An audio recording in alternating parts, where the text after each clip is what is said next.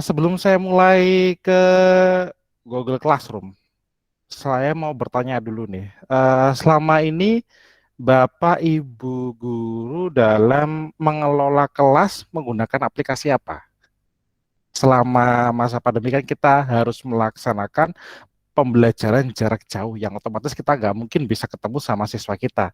Nah, aplikasi apa yang Bapak Ibu sekalian gunakan untuk mengelola kelasnya?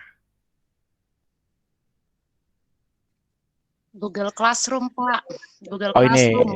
Google Classroom. Ada Pak Muhammad Agung Santoso yang menggunakan WhatsApp.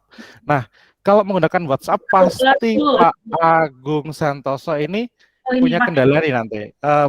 Memori penuh, terlalu banyak tugas siswa yang menumpuk di grup atau mungkin tugasnya hilang dan lain sebagainya gitu. Nah, di sini Google hadir. Nah, akhirnya karena ada masalah seperti itu, Google hadir.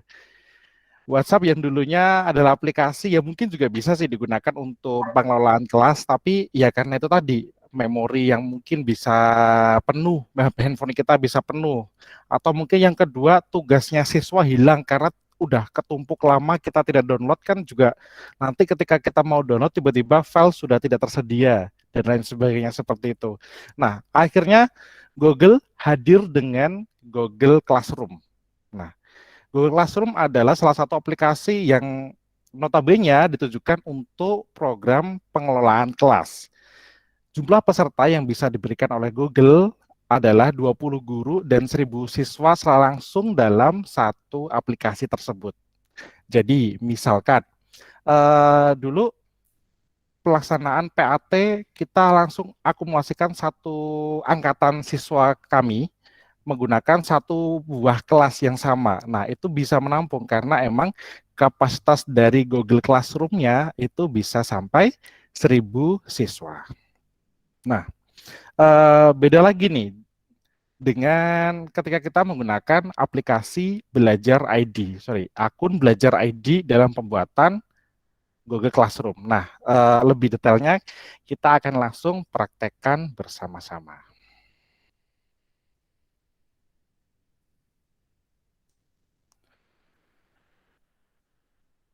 Oke,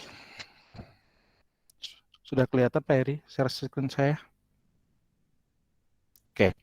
Nah, Bapak Ibu, yang pertama di sini yang ingin saya tunjukkan adalah Google Classroom yang terintegrasi dengan akun Belajar ID. Nah, di sini saya menggunakan akun Sri Supriyatin 49 @guru SMP Belajar ID. Nah, bedanya apa dengan Google Classroom yang tidak menggunakan aplikasi Google Belajar ID? Nah, yang pertama kita coba dulu langsung kita ke yang Belajar ID terlebih dahulu. Pertama-tama kita bedakan dari proses pembuatan kelasnya. Mungkin hampir sama nanti, tapi nanti di dalamnya akan sedikit berbeda Bapak Ibu. Sistem cara pembuatan kelasnya adalah yang pertama, ketika Bapak Ibu langsung masuk ke aplikasi classroom.google.com, maka Bapak Ibu akan langsung masuk ke dalam kolom yang seperti ini. Ketika kosong, nanti bentuknya akan seperti ini. Nanti tak lihatkan dulu bentar.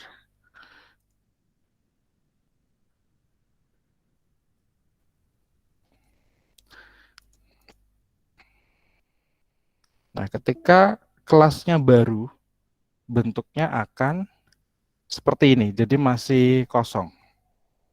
Sudah terlihat belum?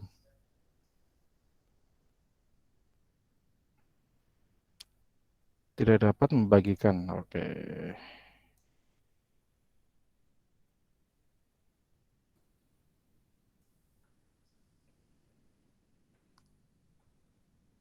Bapak yang mau share screen? Sudah masuk kah saya? Nah, ini adalah tampilan ketika akun baru digunakan dalam pembuatan Google Classroom. Nah, karena ini sudah terbuka, kita langsung buat yang di akun Gmail biasa. Nah, ini akun Gmail biasa. Nah, yang pertama-tama ketika kita mau membuat Classroom, ada tombol plus di sini, kita klik tombol plusnya di sini. Nah, ada dua tombol. Yang pertama ada join class sama create class. Join class di sini ditujukan kepada siswa atau mungkin Bapak Ibu sekalian ketika mau masuk ke dalam sebuah kelas orang dengan kode. Kemudian create class ini ditujukan untuk ketika kita mau membuat kelas. Nah, langsung aja kita klik create class, continue. Nah, class name di sini adalah nama kelasnya. Misalkan di sini saya mau memberikan nama Bahasa Indonesia 88A Bahasa Indonesia. Nah, session di sini bisanya sebenarnya itu dalam bahasa Indonesia kan artinya sesi. Nah, ketika kita menulis nama kita di sini nanti akan ada istilahnya untuk membantu siswa membedakan, oh ini yang ngajar Pak Andre misalnya, oh ini yang ngajar Pak Heri. Nah, ini akan tampil pada layarnya siswa. Hanya dua ini saja yang perlu diisi Bapak Ibu, yang lainnya opsional. Kita langsung klik create.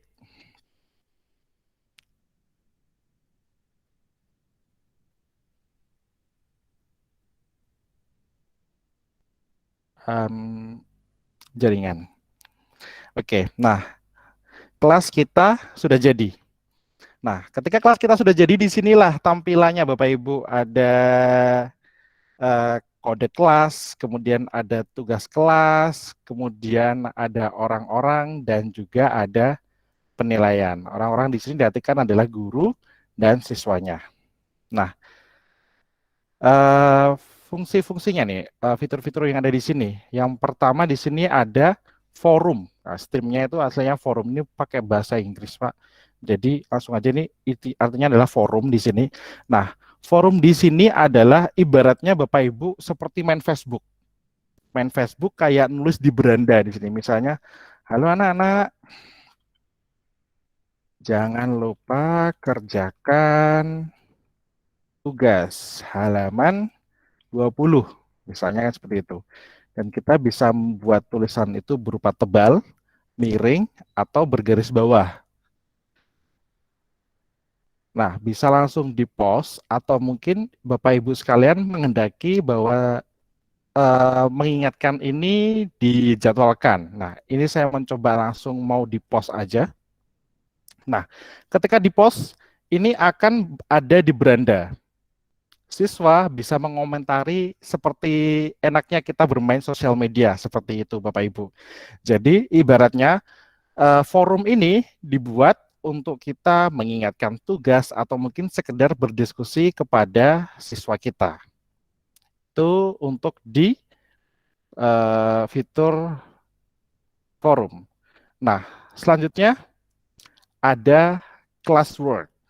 Nah, classwork di sini kemarin kita juga sudah belajar tentang Google Doc, Google Spreadsheet, Slide, dan sebagainya yang bisa digunakan untuk pembuatan tugas, materi, dan lain sebagainya itu. Nah, tugas dan materi itu, inilah tempatnya, istilahnya inilah rumahnya yang bisa kita buat untuk membagikan tugas tersebut kepada siswa kita.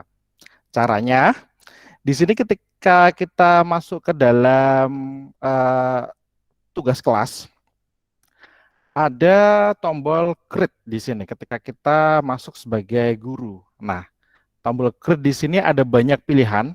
Yang pertama ada tugas, yang kedua ada tugas quiz, yang ketiga ada pertanyaan, yang keempat ada materi, yang kelima ada penggunaan ulang materi. Ketika kita menggunakan kelas paralel, kita bisa menggunakan ini untuk istilahnya menduplikasi tugas yang sudah kita diberikan di kelas sebelah, kita berikan masuk ke kelas ini. Kita mulai satu persatu ya Bapak Ibu dari assessment. Nah, ini adalah assessment. Assessment di sini ditujukan ketika Bapak Ibu mau melakukan evaluasi, misalnya tadi Pak Heri nge-share Google Form. Nah, ulangan harian ya tadi ya. Ulangan harian 1. Nah, ini yang nanti istilahnya rumah dari ulangannya Pak Heri tadi, form dari Pak Heri tadi. Setelah klik title di sini, kemudian klik add. tadi kalau misalnya saya sama Pak Heri mungkin komputernya sama ya harusnya. Nah, kita bisa langsung menggunakan Google Drive. Jadi kan istilahnya kan semua tugas kita yang berada di Google Workspace itu kan menjadi satu di Google Drive. Kita bisa masuk di Google Drive, kemudian tinggal milih tugas mana yang akan kita pakai. Iya, misalkan di sini ada ujian susulan. Saya ambil ujian susulan. Nah, ini nanti form ini akan langsung ditujukan kepada siswa setelah kita kirimkan tugas tersebut. Nah, di sini ketika kelasnya itu ada 2, Bapak Ibu, kita bisa langsung klik banyak kelasnya di sini. Kemudian untuk poin di sini ada 2 pilihan. Yang pertama adalah angka atau mungkin yang kedua adalah tidak dinilai. Yang ketiga di sini ada batas waktu. Nah, batas waktu di sini ditujukan kepada siswa agar bisa mengerjakan tugas itu sesuai dengan waktu yang ditentukan. Yang nantinya juga akan ada pemberitahuan melalui email kepada siswa-siswa tersebut. Misalnya saya buat tanggal 18 Juni.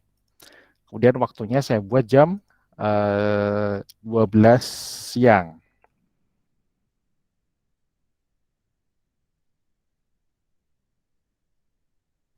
Nah, untuk topik di sini, topik ini ditujukan untuk kita bisa memberikan informasi bahwa hari ini adalah hari pertemuan kedua misalnya. Nah, biar kita juga akan mempermudah kerja kita. Pertemuan kedua. Misalnya tanggal 12 Juni 2021. Nah, dengan seperti ini, kita udah bisa langsung bagikan kepada siswa-siswa kita. Atau mungkin mau dijadwalkan atau dischedulekan.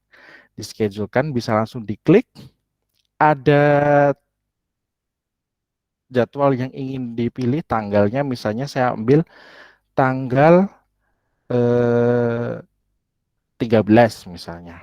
Kemudian jamnya, share-nya mungkin jam 9 pagi. Saya klik schedule, dan tugas sudah terschedule di sini.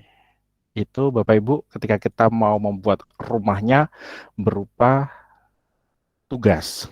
Nah, bagaimana kalau materi? Nah, kalau mungkin Bapak Ibu menggunakan Google Slide atau Google Doc untuk membuat materi, Bapak Ibu hanya perlu tinggal klik material di sini. Jadi tinggal create material, misalkan materi 2 misalnya. Dan add Google Drive.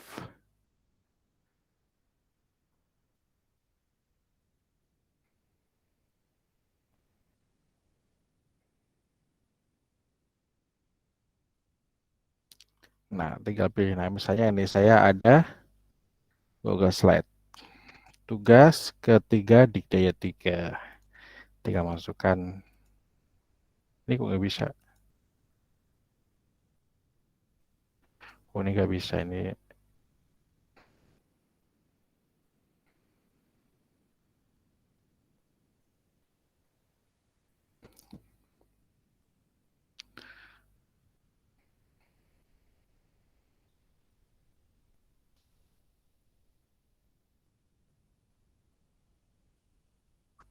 internetnya putus kah? Bapak Ibu masih bisa dengar? Masih. Masih Pak, masih bisa. Ya, masih dengar. Oke. Ya. Ini materi 2. Jadi misalkan di sini ada tadi ya, mau share dokumen yang sudah kita buat di Google Drive. Itu seperti tadi. Jadi tinggal klik Google Drive-nya, tinggal mencari file yang sudah kita buat. Itu seperti itu. Nah, bagaimana ketika kita mau menyisipkan misalkan video dari YouTube. Misalnya kita ada materi dari YouTube. Nah, kita langsung aja di sini ketik klik add, kemudian klik YouTube. Nah, tinggal mencari di sini. Misalkan saya mau klik tadi gerhana matahari. Benar nggak tulisannya kayak gitu? Benar. Gerhana matahari, misalnya kayak gitu. Nah, ini juga sudah akan langsung masuk di materinya. Atau mungkin Bapak Ibu punya file tersendiri yang perlu diupload. Misalkan Bapak Ibu dapat file dari MGMP misalnya ya, yang notabene belum masuk di Google Drive. Bapak Ibu bisa juga langsung klik file, kemudian klik di upload file, tinggal mencari filenya yang mau diambil, kemudian klik. Ini masih, nah misalnya ini, aktivasi belajar ID.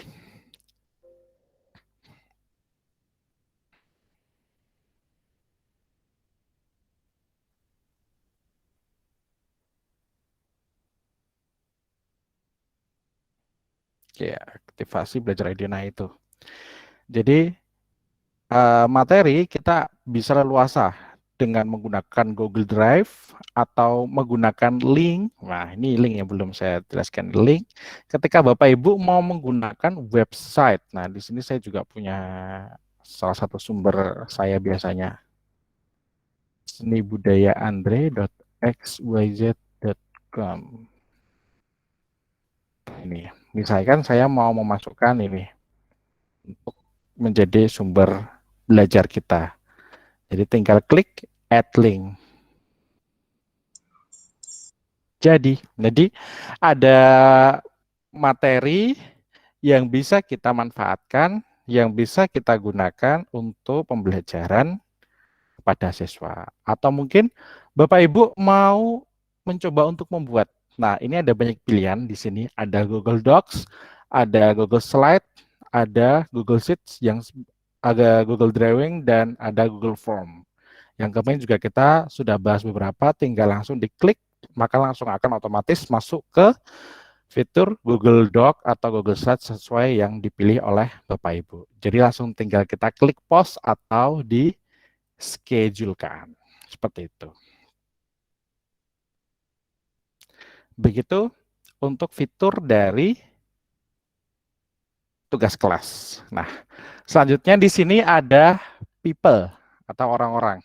Nah, di sini istilahnya adalah bagaimana cara kita mengundang siswa, bagaimana cara kita menambahkan guru, dan lain sebagainya tersebut. Nah, di sini ada banyak option. Yang pertama, ketika kita mau mengundang siswa agar kita tidak usah mengundangnya satu persatu. Caranya adalah di sini, di gambar pojok kanan atas, itu ada kayak tombol gerigi, istilahnya kayak setting. Silakan klik tombol setting. Kemudian di bawah sini ada invite code, kode undangan. Nah, ketika Bapak Ibu mau mengundangnya via link, bisa link ini langsung di-copy dan diberikan kepada siswa. Atau bisa langsung menggunakan kode kelas yang istilahnya hurufnya random seperti ini. Namun resikonya adalah orang lain yang mempunyai kode atau link tersebut yang mungkin bukan siswanya Ibu, dia juga bisa masuk ketika kita menggunakan link atau kode kelas tersebut. Nah, cara yang mungkin lebih aman adalah kita menggunakan sistem undang. Nah, invite student. Caranya adalah kita mengundang siswa satu persatu dengan email mereka. Jadi otomatis selain email yang kita undang, siswa tidak bakal bisa masuk ke kelasnya kita. Seperti itu. Begitu juga dengan guru. Kita bisa klik tombol plus di sini, kemudian bisa ketik namanya, lalu email tersebut akan masuk ke dalam email dari guru yang kita tunjuk, tinggal dikonfirmasi. Seperti itu. Seperti itu Bapak Ibu, disinilah fitur dari Google Classroom, karena juga waktu sudah melebihi dari jam 3 ya. Mungkin bisa langsung kita buka di kolom diskusi aja. Silahkan, mungkin ada yang mau bertanya tentang Google Classroom Bapak Ibu. kami persilahkan.